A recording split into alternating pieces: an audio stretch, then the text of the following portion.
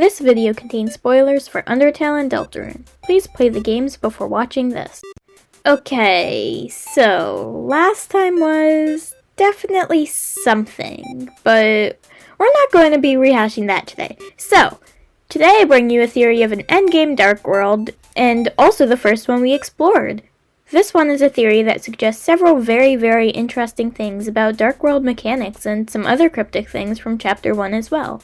Let me introduce you to Card Kingdom Reborn, and why it might be good for the knight to even consider this Dark World in the first place. Second place?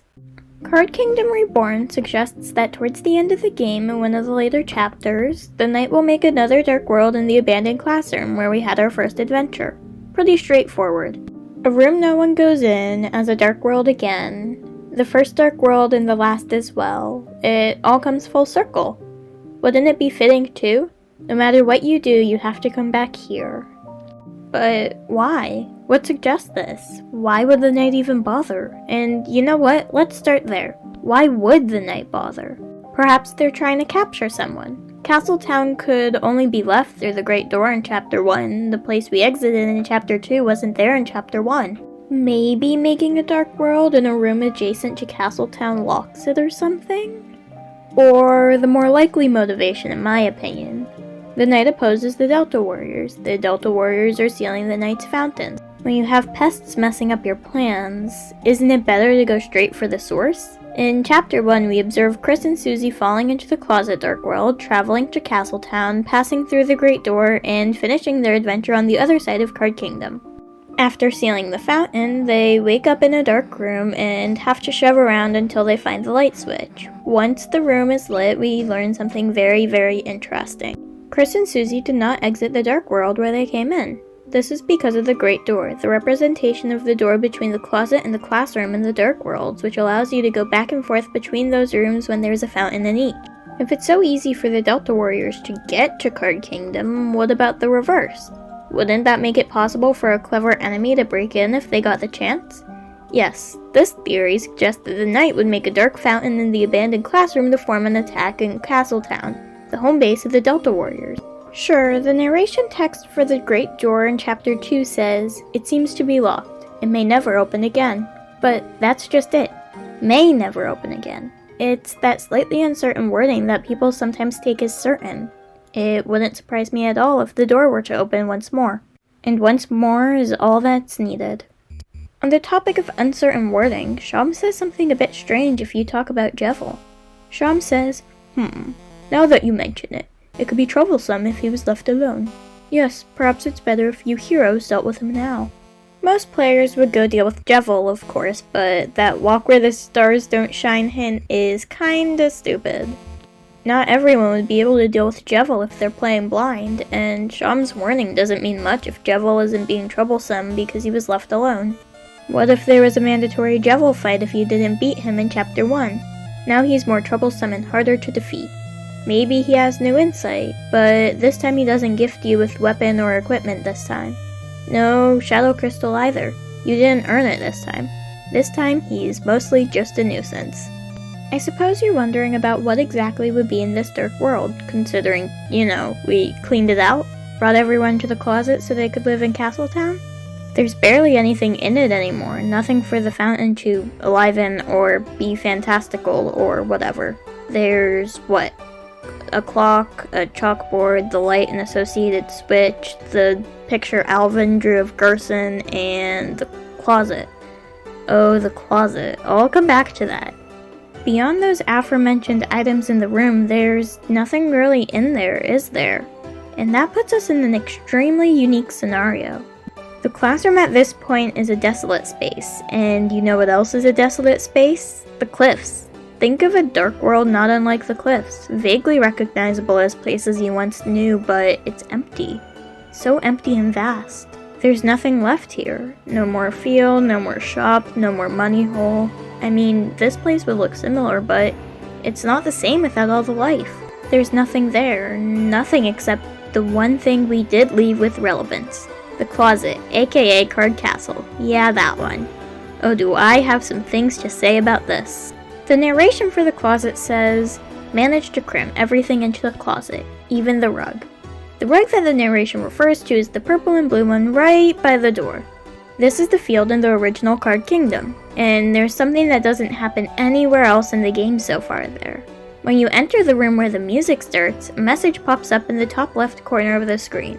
The Field of Hopes and Dreams, the name of the track that plays. Now, this could just be a Toho reference, but there is plenty of times where references are a bit more than that. For example, But Nobody Came is a reference to Earthbound when enemies call for help. Meanwhile, in Undertale and Deltarune, it has far more important and sinister meanings in their respective bad time and weird routes. I'll come back to the song title later.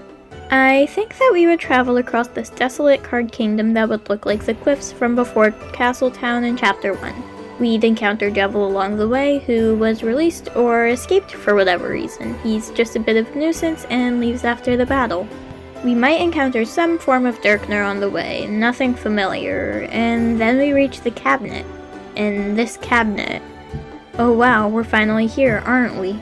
This closet would be a tower, a fortress even, full of all the areas you explored in Chapter 1. This is where the bulk of the Dark World is. You go through zones similar to what you explored in Chapter 1, but different.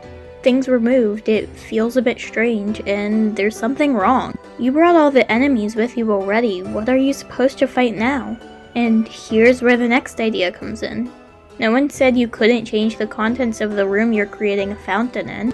The knight could bring in whatever they'd like, whatever they think would be best for defense, or a siege, or anything that might be needed to deal with those pesky Delta warriors once and for all. Maybe green army soldiers to create a whole battalion, maybe tall building blocks to create walls. This is part of why we had to remove everything from the floor no matter whether you fought or acted through the original Card Kingdom, so that Toby could make room for the knight's attack. The knight would bring anything, whatever they think is best to defeat Castletown. Their Darkners would be able to go through the Great Door if it were unlocked or open, because any Darkner could be in Castletown. The knight would set a base in the cabinet, which, you remember the Field of Hopes and Dreams from earlier? Perhaps it's foreshadowing, but of what? The Fortress of Hopes and Dreams. This is where the knight set up camp. This is where the true last stand will be. After all, isn't the legend one of hopes and dreams? And in Undertale, hopes and dreams are pretty prominent, aren't they? Against Azrael, you can hope and you can dream. There's tons of narration for both. The Hope Act says, you held on to your hopes. You reduced how much damage you'll take this turn, the first time. Then there's the Dream Act. You think about why you're here now.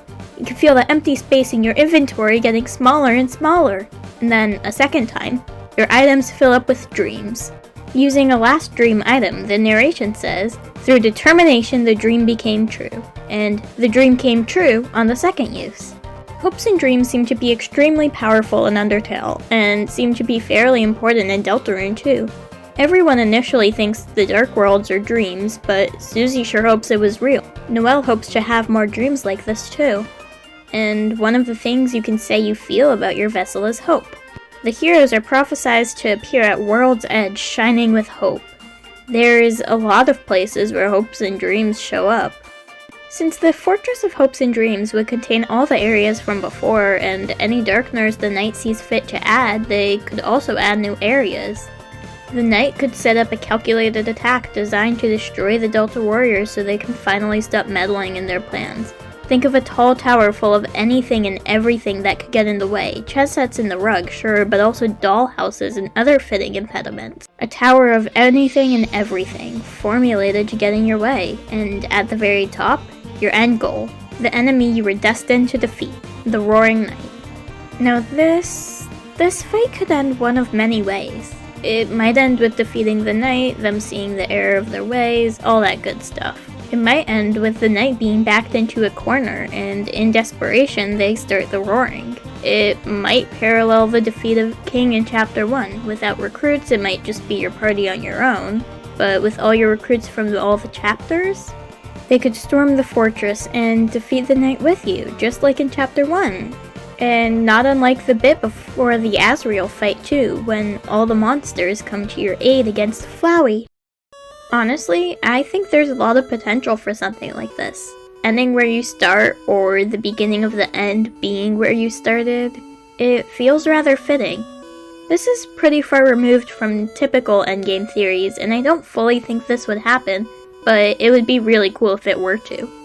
Anyways, what do you think? What do you predict the last chapters will be like before the Roaring? Let me know down in the comments below. I'll see you next time. Bye!